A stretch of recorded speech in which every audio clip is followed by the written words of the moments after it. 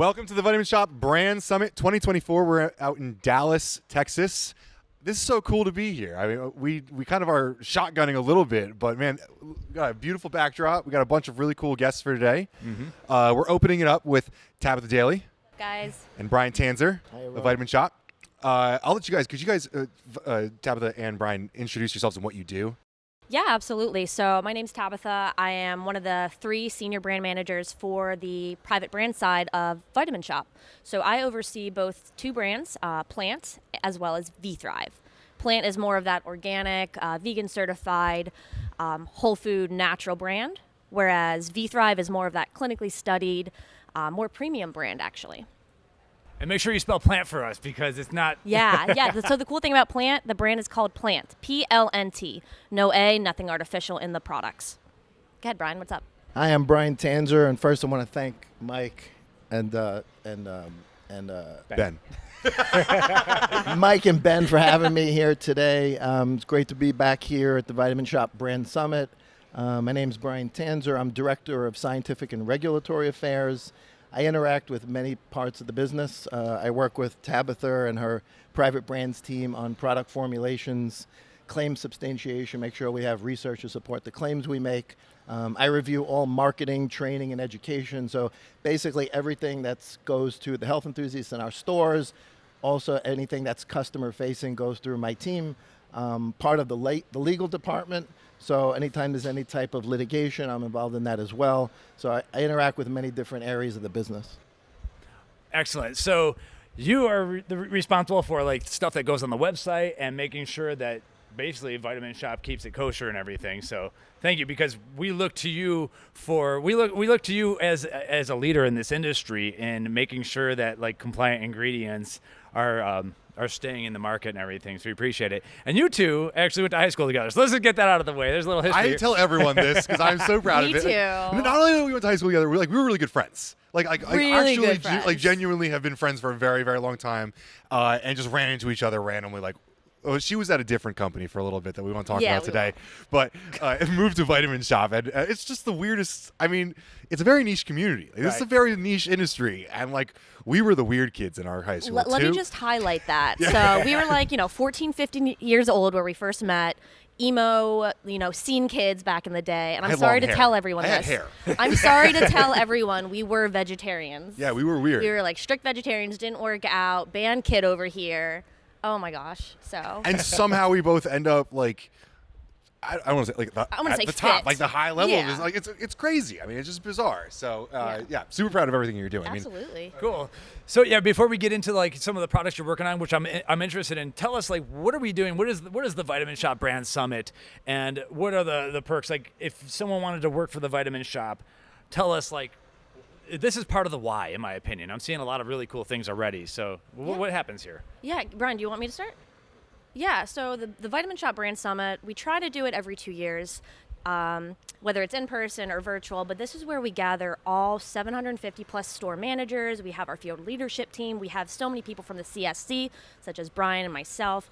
We just get everyone together and we talk about what's new, what's coming up. We bring in third-party vendors, and they talk about what's new and what's coming up on their side too. So it's a really big, educational session where we just talk about what's going on. We bring everyone together, and it's really great to see everyone. It just really vamps up that energy as to why we work for the Vitamin Shoppe, why we're giving back, and basically why we want to create healthy lives for everyone. And my favorite part about the Brand Summit is when I leave, I'm just so energized to be all right, what's new? What can I do now? What do we want to launch now? So, I mean, at the Vitamin Shoppe, we pride ourselves on education, as you know. So if you come to work for the Vitamin Shoppe, that's what you're going to get. You get to interact with the vendors who are going to teach about new ingredients, new products, customers that it's designed for. It's really about education. That's where we differentiate from other companies. Make sure when a customer walks into a Vitamin Shoppe, that interaction is going to be really good. They're going to really feel like they're learning something. So rather than pushing products on people, we educate them so they can make the best choice, for them and their families. Mm-hmm.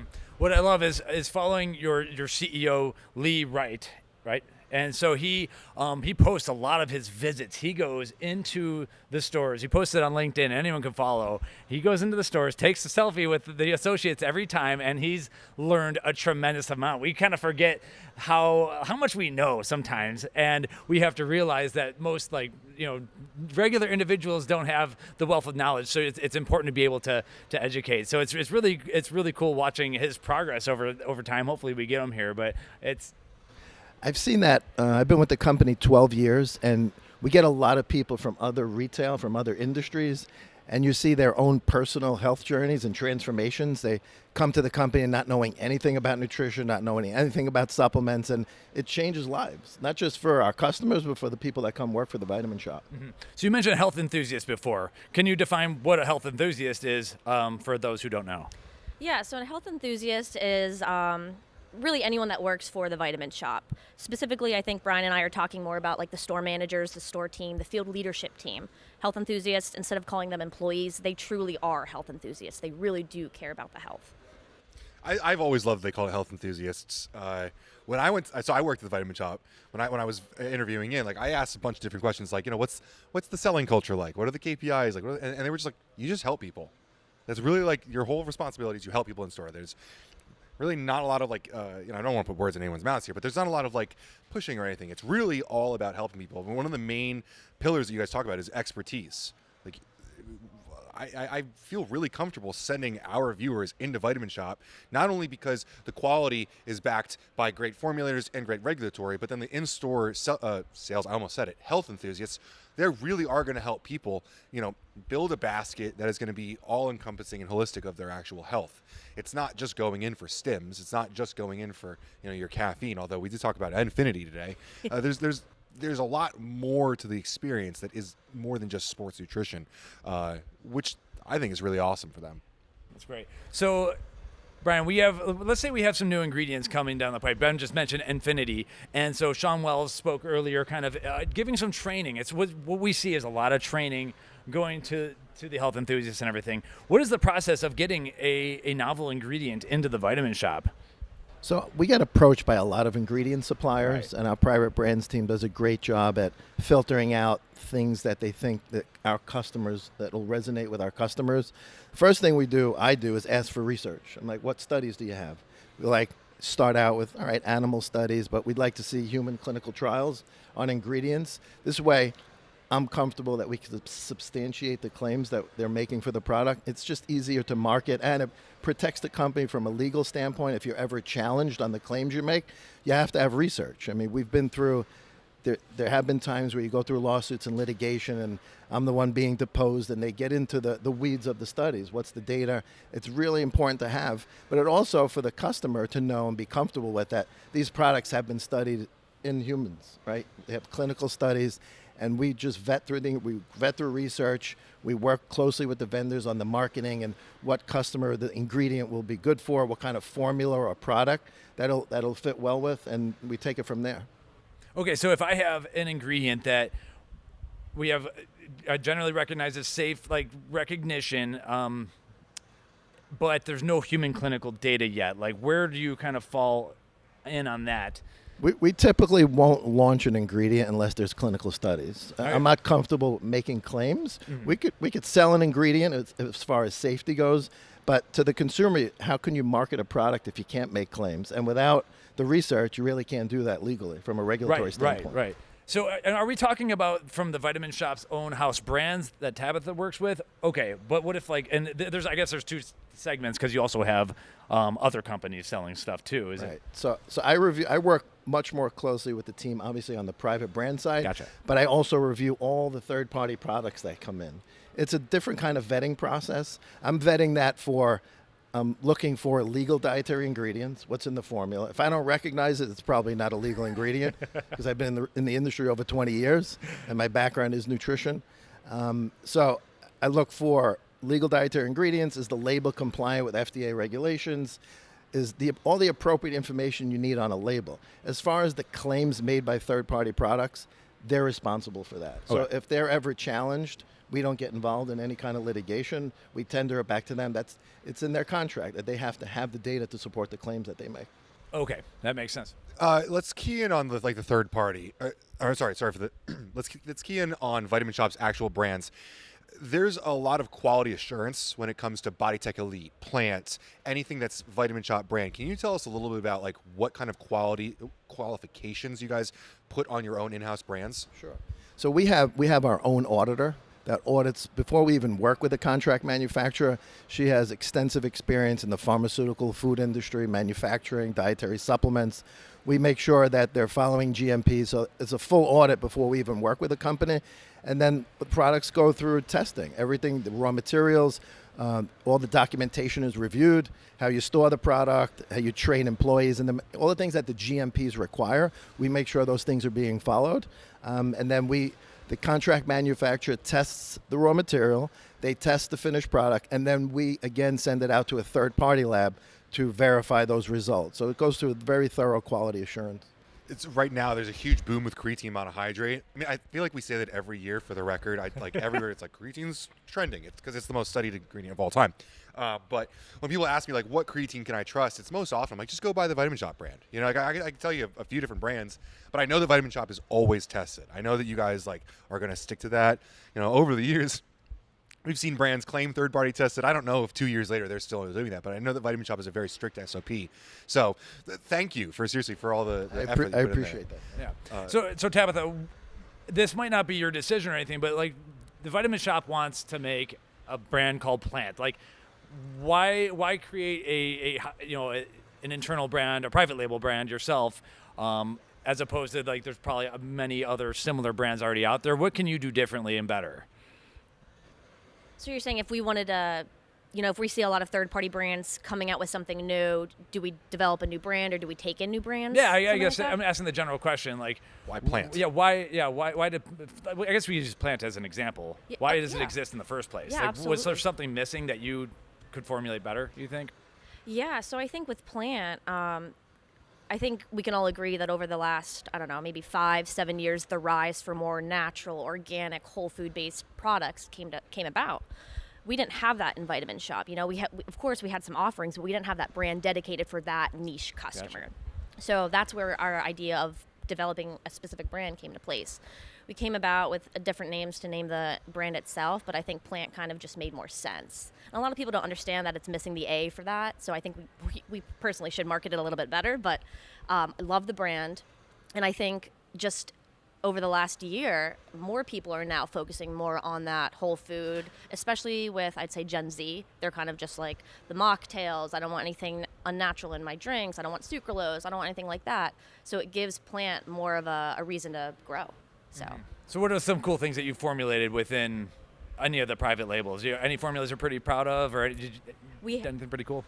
We have so much that's about to launch that I don't want to give away those secrets on camera. I could tell you guys off camera, but so stay tuned, because in 2024, I think we have about, what are we, like a quarter through the year already? I think we have about 20 new SKUs launching for the rest of the year, probably a couple more, but that's just stay tuned. That's all I got to say. And so those will all go on the shelves in 2024 in the stores. Yes, Okay. yes. Wow, that's it. Okay. Yeah. So you're going big on some of this stuff. Yeah, and I would say we probably have at least 30 more like in the pipeline. Wow. So we're just constantly innovating.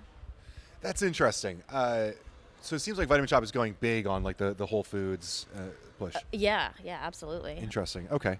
So when you made so BodyTech Elite, for instance, I'm not sure how closely tied in you are with that, but it's another private label.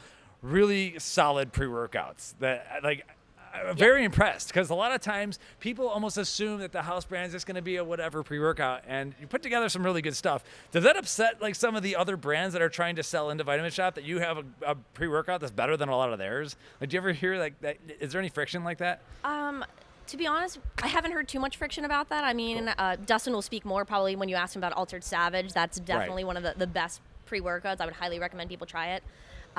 We haven't heard anything like that. I mean, they're still coming in our doors. Third party are still working with us, like the Rise out there, and what else is there? Like Bucked Up and everything like that. But so far, we're still on good terms. Yeah, so I've been impressed with everything your team has done. So that's just kind of what I'm getting at here. It's made it easy for us to do education for them. Right. Right? Like whether the content's external or we're helping internally, like it's easy to throw BodyTech into the conversation. BodyTech Elite, I should say. They always ask us to And add I the would Elite. just piggyback off of that. I would say over the last 2 years, the Vitamin Shoppe has really, really upped their game when it comes to the sports nutrition brands. Like, it's just such a game changer, the amount of innovation that's been going into those spaces.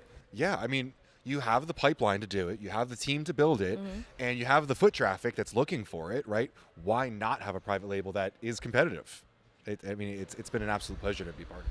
We also get a lot more. I mean, I was with the company 12 years, and we used to just launch products. Now we get a lot of input from our health enthusiasts on what people are coming in for. I mean, they're out in the field, they're talking to the customer, and they have some input into, hey, customers are asking for this type of product or this ingredient, and Tabitha and Dustin try to make that happen, with the formulas. Yeah, Vitamin Shoppe has a lot of very educated health enthusiasts, which has been really fun to kind of interface with online. One of the things, and I don't know if you were involved at all in like the discussion of this process, but one of the cool things you guys do is that every store has their own social media now, and they kind of interact and engage and create, which is like fascinating, very cool. But we see posts from your health enthusiasts that are like educated and well informed, and I imagine you guys get a lot of really quality feedback. Yeah, when the idea came up a few years ago with Lisa, our head of marketing, each store has their own Instagram account. I got a little nervous because you always worry. I'm always concerned of what people are going to start posting on social media. Of course, yeah. But we provide a lot of the material that they post, but they're also free to do and they get very creative and they do a wonderful job. But we have to make sure that we're following DSHEA and all the regulatory guidelines. We don't want to cause any issues with the FTC. But they do a wonderful job. A lot of them get really creative. I don't know if you follow a lot of the store pages, but we have to carefully monitor that as well. Mm-hmm. I do have to say, when I joined at Vitamin Shoppe, there was a module very early on. I've talked about this for DSHEA. Like, you guys teach your employees like what a dietary supplement is and what they can and cannot say that it does, which I think makes a much better experience for the consumer coming in, because they're going to be able to have a better understanding of what it's going to do for them, what they can expect, but also in a very reasonable way. They're not going to be getting any outlandish claims when they walk in store. Yeah, about 4 years ago, I actually built an extension to the basic DSHEA course, because everyone that starts working at the Vitamin Shoppe is required to take that course. So even if you're working in finance, you're going to be taking it just to get some understanding of what we do. But then for the people that are working directly with product, private brands, marketing, social media, they go through a little bit extra. So it's like DSHEA 2.0, which I walk them through, and it's really helpful for them. What are some of the key things that you want people to understand about DSHEA? Like what are the key things you think is important? That you can't make any disease claims for dietary supplements. Like you guys know, a lot of people think this industry is not regulated. It couldn't be further from the truth, right? We all know how tightly regulated it is.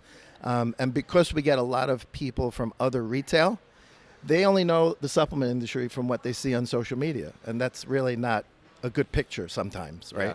Yeah. So it's really just to make sure that they understand that we have to play within the rules. My job, most importantly, is to protect the company, but also to give the consumer the information they need to pick the right product. But we want to do it in a way that's not misleading, that they understand, that's not too technical, too scientific, but that we're following the guidelines and the customers are happy. Okay, so if someone comes in and they tell a health enthusiast that they have a certain disease, how does the health enthusiast navigate this? Or like, I come in and I say, I recently had a heart attack or something like that. What is the training for them? So we try to create those scenarios. Like you mentioned, if a customer comes in and says, I have diabetes, can you help me? Right. We teach them to kind of change the language. We said, well, we can't help you with that, but we can help. We have some products to help with your blood sugar issues. So we get the disease words out of the conversation and make sure they're addressing making structure function claims to make sure that they're not violent. Because, the FDA could send someone into the store just to buy products, and you can get in a lot of trouble. So we make sure that there's never disease claims about supplements, that they're well educated on how to handle questions like that and turn it into a way that's more regulatory friendly. So cool. Yeah, I should say we've worked with like a lot of your team. Carlos, we went to DC with. You guys have quite a robust team for regulatory, it just makes us trust what you guys do so much more. It makes it feels easy to trust Vitamin Shoppe, knowing like what a team you guys have there. I do want to ask. We talked a lot about Plant, but that's not the only brand that you work with, right? Yeah. What other brands do you work with? So specifically, I oversee Plant, but also VThrive, which is such an incredible brand, and it's just going to continue to grow. I believe in 2023, sales and just the brand itself was up like 23%.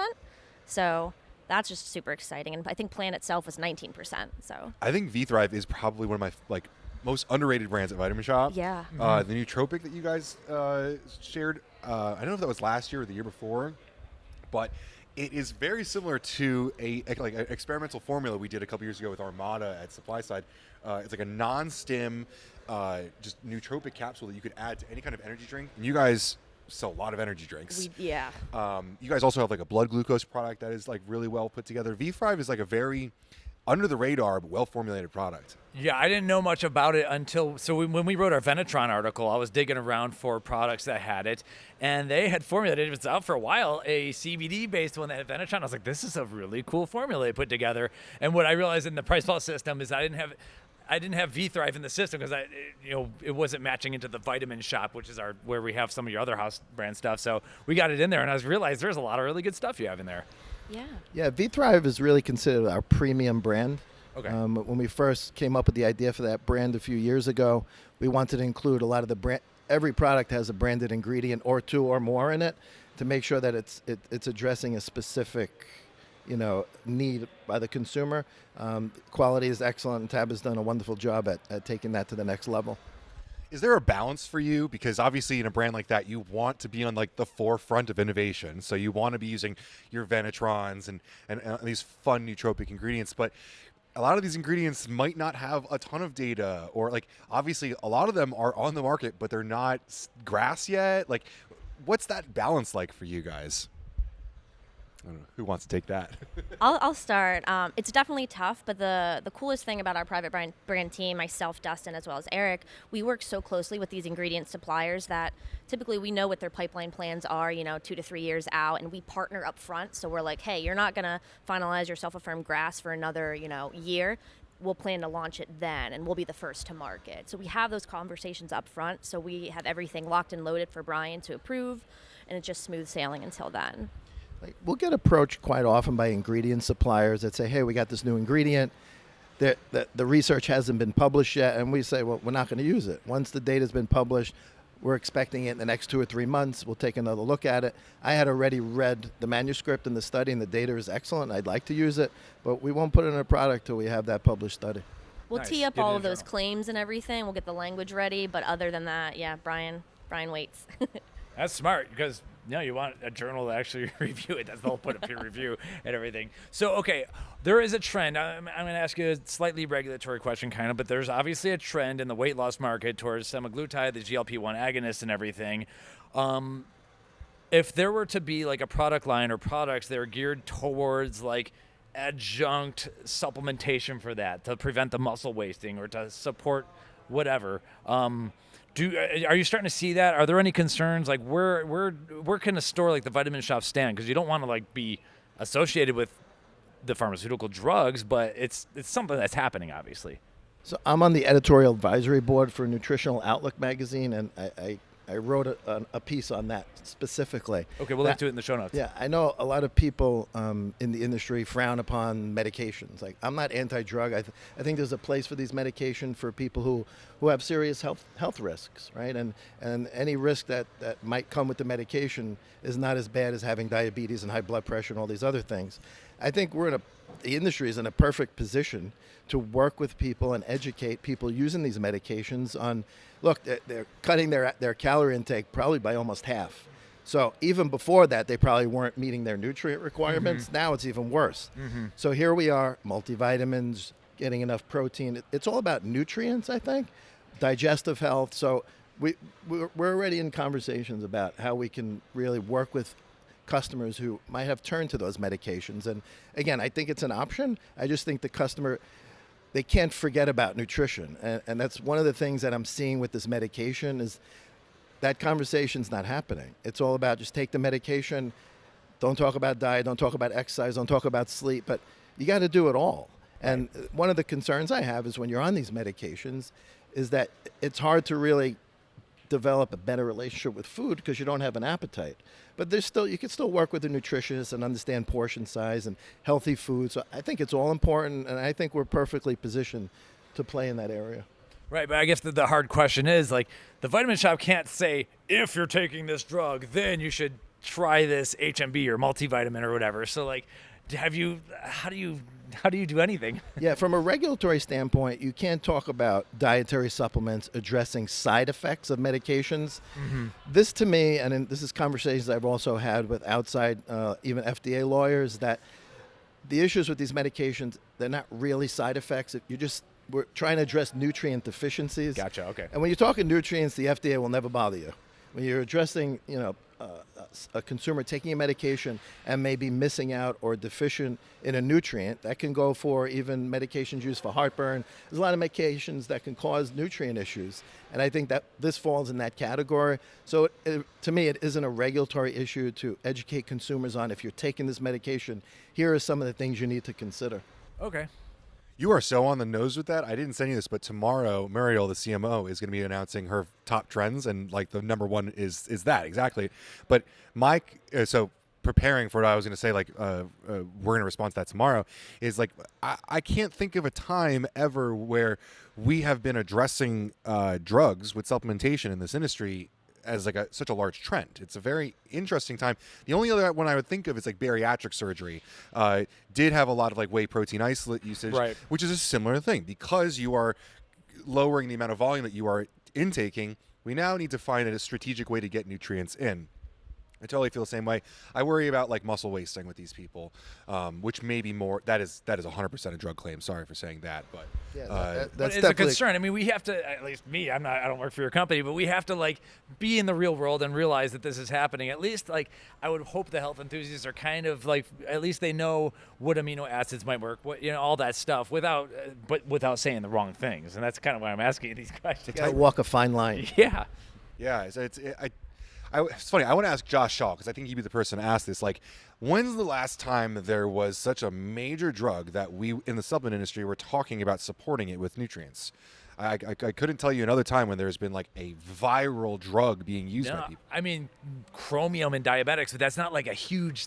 That's not the. No, this is that's massive. Not, that's not even close. You all know? right, yeah. Well, for a long time, the acid blocking medications used for reflux were the most commonly prescribed medication. Now it's over the counter, and a lot of people use it. Those are the people who really don't want to change what they eat and just take that. That causes a lot of nutrient issues around iron, calcium, B12. That's the thing that comes to mind for me. Interesting. Cool. Yeah. Well, this kind of took a sideways spin there, but I think, obviously it's a trend worth talking about. I don't really have a whole lot other. Are we good on video? No, we're good. Yeah, Nice. Thank you guys so much for joining us. This has been Appreciate really you guys having Yeah, us on. absolutely. Yeah, congratulations on everything you're doing, and thank you. Yeah, thanks, guys. But then the people that worked for like the Jaguars, they were like, I'm doing stuff that worked 10 years ago, and I'm not touching anything new. Yeah, yeah. It's proven. So that's how I felt like it was. Agreed. All right, are we rolling? That was Ready a to go? hot start, Dustin. Welcome to the PricePlow Podcast. We're at the Vitamin Shoppe Brand Summit, and I don't know what the order of the events is going to be here, Ben, but In my eyes, we might be wrong, but in my eyes, we just finished the Brian Tanzer and Tabitha Daley podcast, and I think it segues perfectly into here because we were talking about you in that segment. we Dustin talked about Elliott. perfect. we talked about some BodyTech. So Okay, cool, cool. We've talked a lot about like regulatory concerns, and Brian really gave us his side of that, and then we talked about plants and why they don't have the A in it. But frankly, we've talked the most when it comes to private brands about BodyTech over the years. Awesome. We've Very talked about cool. Ultra Savage, Ultra Strength. We've talked about Ultra Physique. BodyTech Elite. Sorry, yeah. Well, we actually were just talking about there is BodyTech as well, which there's BodyTech and BodyTech Elite, and so there's a lot to talk about here that I feel like we don't talk enough about. And I think we should properly introduce Dustin here because we did a hot start here, and we were talking about strength and conditioning world. I was asking if you were coming to ISSN, and you're talking about the way that you see things from the strength and conditioning perspective. And so you're kind of talking about how it's smart to play it safe. Professional athletes, you're not going to teach Michael Jordan how to jump higher, but Exactly. you got to keep him on the court or on the field. And so they come from a different world in sports. So can you give us your background with that said? Sure. My background is in exercise physiology, strength and conditioning. And so, a lot of people that I meet in this industry, obviously a lot of people who train in this industry will have similar backgrounds. So it's easy to connect and talk on that level. Where things sort of differed for me, I did the standard internship with a sports team, internship in strength and conditioning with the collegiate program at Florida International that I was at. Where things diverge is, Miami was a hotbed for supplements. And there was a contract manufacturer in Miami At the time, I was working at a nutrition store trying to make ends meet during the day, and came across him. He thought that he was just getting like this lifter, strength and conditioning, bodybuilder types view of a brand that he just bought. So contract manufacturer, just bought a brand, was just looking for opinions on the brand so he could figure out where to go with it. But with my backgrounds, on just ingredients, nutrition, working at the supplement store, data collection and studies, and then just knowing the business end of it, working at that supplement store, I had a store owner who was a real hustler who gave me a crash course on the ins and outs of the business side of the industry. I had sort of this, this tool, this education that I wasn't expecting to have on supplements. And I gave him a crash course on everything wrong with the brand, where the brand could go, how the brand stood like in the space. And he went from, okay, I just want this guy's opinion to, okay, I'm going to hire this guy. So he ended up hiring me. I worked for this small brand that was only doing $700K a year. It was Betancourt Nutrition, just a local Miami brand. And I was doing everything. I was a field rep. I was working in the warehouse. I was stacking pallets. I would give the lab my opinions on formulas and stuff that they were working on. And the first major product that I worked on with them was Bullnox, which ended up becoming Bnox. So at the time, George Betancourt, he had the idea because there was a former writer from BSN that was working with George, and that former writer from BSN gave him the idea, do a pre-workout with test boosters. Nobody's doing that. So he did that. He just had no idea what to put in it, right? And so it was like my first year working at the company, they were like, hey, we've got all these scientists at Nutriforce. We have George Betancourt as a bodybuilder. We want to do this pre-workout. And, I have all this expertise, but nobody knows exactly what should go in it and what these lifters wanted, right? So I put something together. I had to work closer with the people in the lab, the people that did stability, the people that did regulatory, to learn how to formulate drug interactions, what would clump, what could be flavored, all that kind of stuff. And so already by year 2, I got into formulations. So with my background in strength and conditioning, I could look at a study, break it down, and look at the statistical significance and say, okay, this has the best chance of actually working versus being, like BS. And it helped me pick ingredients. So I ended up getting into formulations with Betancourt, ended up working with the other brands that the manufacturer got into, like Nutriforce Sports. And the way that it ended up at Vitamin Shoppe was, after working my way up, sort of managing those brands for Nutriforce, doing some consulting work for foreign brands overseas. Nutriforce, the manufacturer, was purchased by Vitamin Shoppe because they wanted to be vertically integrated. And that's why I earned the title Fresh Prince of Secaucus, because I was living in Miami. I was living the dream life, and they shipped me off to New Jersey to help with their new focus for private label brands. I was curious if you knew where that story was going. There were a few pieces that are missing for me, so that's Betancourt awesome. became basically a private label for Vitamin Shoppe. Yeah, so in the very beginning, Betancourt was a private label for them. It really changed the landscape of Betancourt, I think, because when I was working for them, we were talking about this yesterday. I was dabbling with like DMAA, all these hardcore ingredients, hardcore test boosters, and we really had to make that transition for Betancourt to be regulatory safe for Vitamin Shoppe. I was going to ask you, not to date yourself or anything, but what years were that? What some of those years were? Was that around the 2013 era then, like after? When I was working on like the pre-workouts and stuff for when did Betancourt? Bullnox originally come out? When did you first? Oh wow, that was that? like 2010. Yeah, okay. And awesome. then D-Stunner was like the DMAA pre-workout with the phenolthylamines. I think that was like 2012, 2013. Right. Okay, gotcha. So yeah, you've been doing this for quite a while. Yeah, but you 8 are years. now back in Florida, right? That's what you're just. Yes, I'm now back in Florida. Now that we've gone remote, I've kind of moved home. Not quite back to Miami, but pretty close.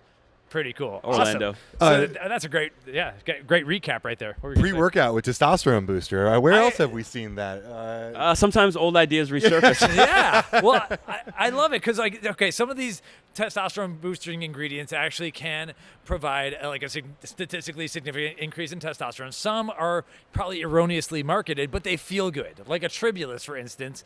I'm not against an ingredient like that if it's properly marketed. If you're making people kind of feel the edge, that might actually work in a pre-workout. Some people get feisty about it because they want their pre-workout ingredients to be pre-workout ingredients. I just want people to get after it, So yeah, I mean, there's sort of two sides to that story. So like on the test booster side, we have all these herbal extracts, and statistical significance may not mean much to people, but sometimes the data points are very small to achieve that. Yes, it boosted testosterone, but what does that mean for the consumer, right? So, for example, we have the test booster Alter test that we did, and my big thing with that is most test boosters on shelf, to the point you just made, people are expecting some of the common tropes that come with testosterone boosting, like the strength and the power and all this kind of stuff. But most of these over-the-counter testosterone boosters, they deliver on like vitality and libido and things like that. So that's the reason why I incorporated the RIP factor ingredient. It's not that it was a great test booster per se. It supported healthy, levels, but it wasn't to what I would consider statistical significance, not like the KSM, which we included in there. But what it did have was it had overwhelming results for like 1 rep max, increase in muscle mass. And so I'm like, okay, if I do another test booster, which I had done many before for Betancourt, I want to do a test booster that has an ingredient that's maybe not a testosterone component, but maybe delivers on some of the things that people expect from a test booster, right? I wanted to combine those two to really deliver on why they were buying it. Awesome. Yeah. Yeah, I think one of the big things that we commonly run into with testosterone is like testosterone boosters, I say, is like, do dietary supplements really boost it to a significant factor? I mean, KSM is what, a 14% increase, which that's statistically significant. Does it? But there's a question like, does that really change someone's lifestyle entirely? And I'm not shitting on KSM. I like KSM 66 for the record. No, go for it. I know where you're going, and it's my exact thing. Yeah, I think it has a lot of other benefits as well that I think are overlooked when we talk about testosterone alone, cortisol benefits, and all sorts of other stuff. However, to me, testosterone booster for a lot of people provides libido benefits, virility benefits, just lifestyle benefits. How do you feel day to day? Do you feel more motivated? And, we've had a lot of people on our podcast, some people that like testosterone boosters, some people that don't. But if it improves a man's lifestyle, I think that's a net win for a lot of people. A lot of people who are aging are just looking to feel a little bit younger, feeling a little more pep in their step.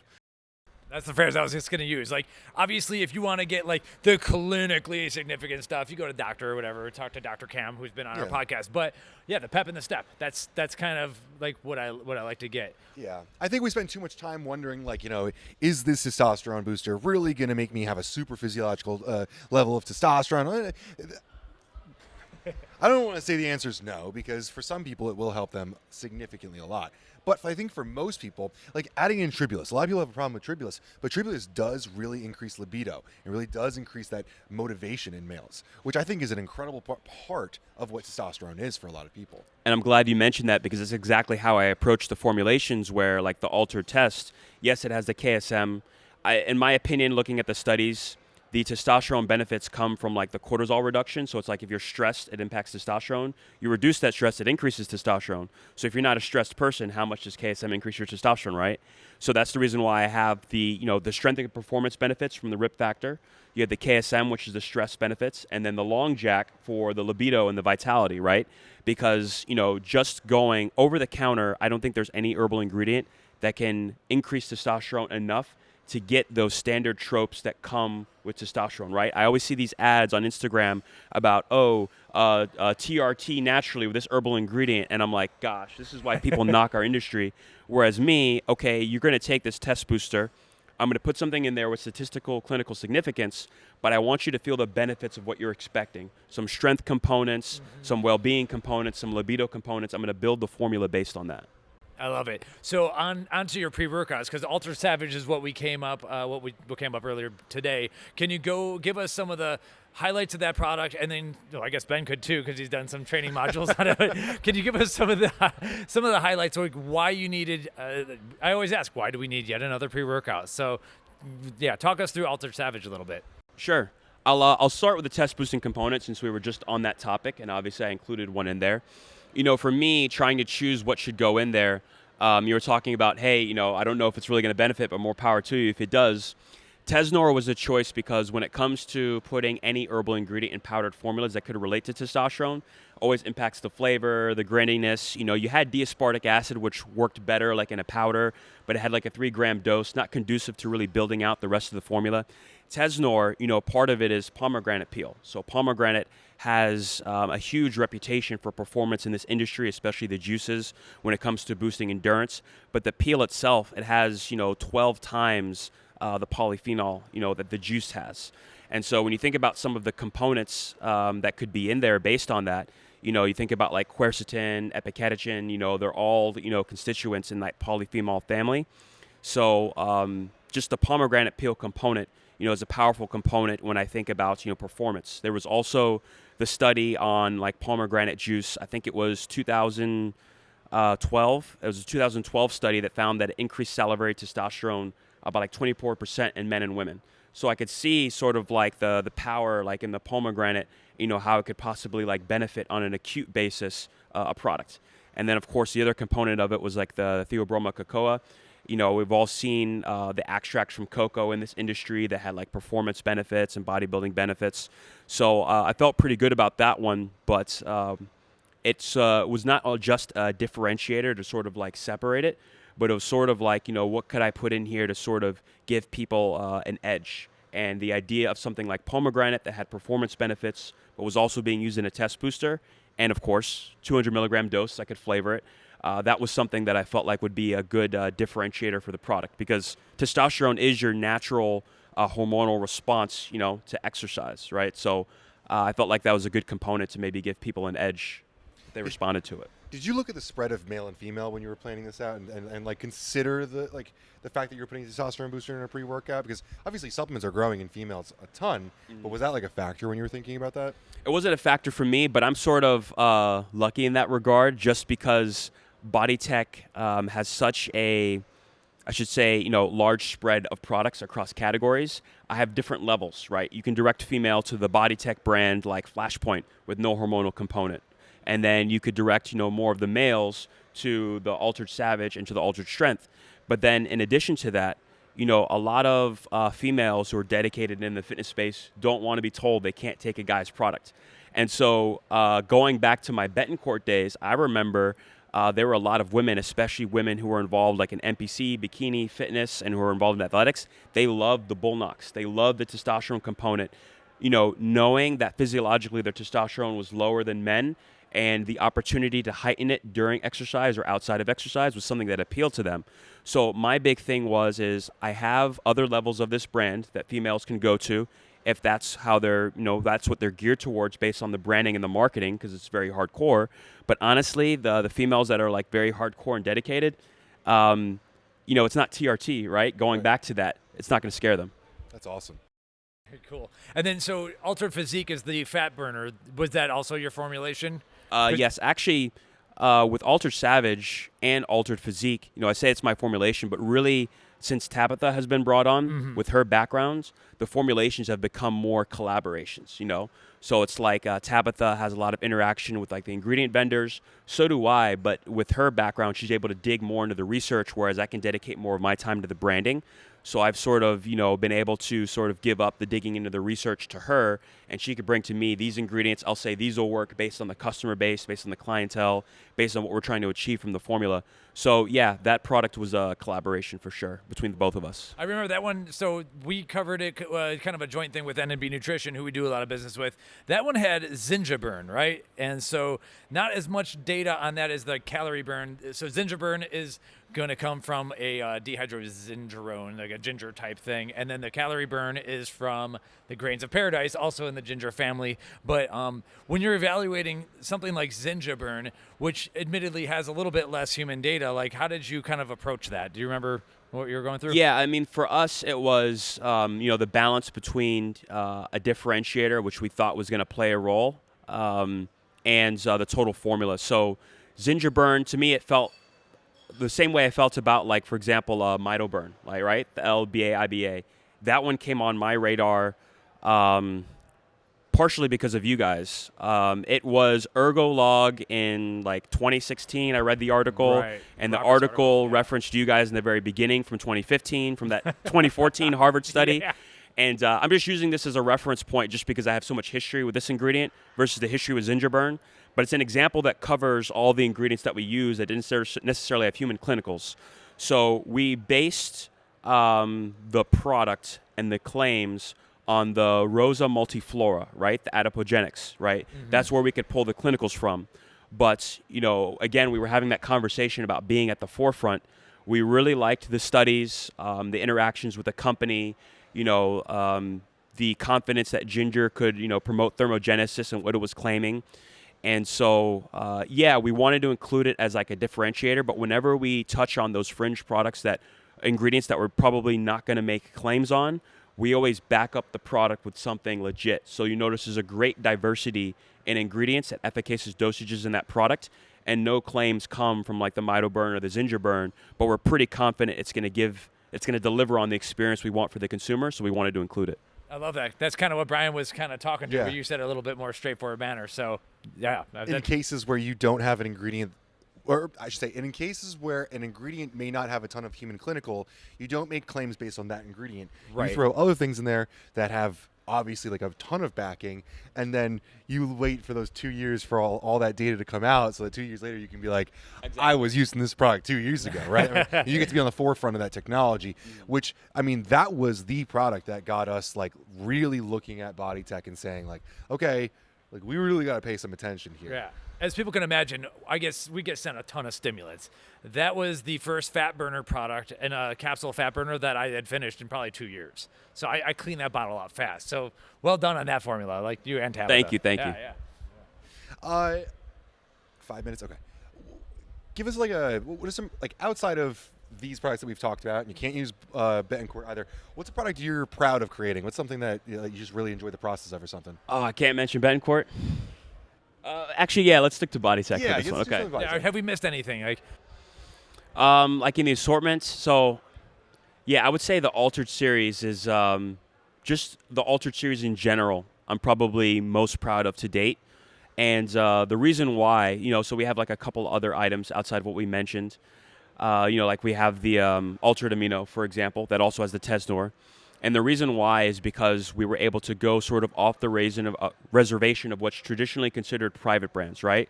Like when I first came in, they were trying to rebuild private brands because it really did reflect what private brands was in other industries, which was this product became popular, it's time to knock it off, right? Now, these past few years, we sort of changed the narrative where our private label brands are, okay, BodyTech's been around for 20 years. We have the experience. We have the science. It's time to be at the forefront of innovation and being at the forefront of delivering what consumers are looking for based on our own expertise that we have versus, okay, we're just going to duplicate this product. So I feel like the Altered series is what I'm most proud of because it represents the direction we're going in, which is we are industry leaders. We have the knowledge. We can match anybody in knowledge, and we're going to put that at the forefront of everything we do. I love it. We have to wrap up because Lee's about to take our spot to do a podcast. But Oh, I forgot about that. Then we get them afterwards. yeah, we got our 5-minute warning. But thank you so much for your time. This is Of really course, helpful. thank you for having me. Cool. Thank you. Can't wait to talk more. Yes, that's great.